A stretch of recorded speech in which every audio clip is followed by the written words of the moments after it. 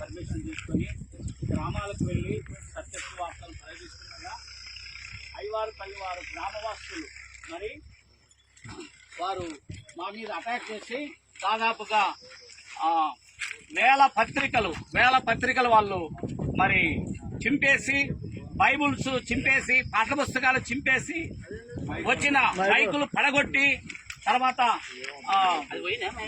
మరి ప్రతి ఒక్క దైవ సేవకునికి ఒట్లు పెట్టి జై శ్రీరాము అని అంటేనే మిమ్మల్ని స్వాగతిస్తాం, లేకుండా మిమ్మల్ని అందరినీ చంపేస్తాము, మీకెవరడ్డం వస్తారో చూస్తామని వారు అన్నారు.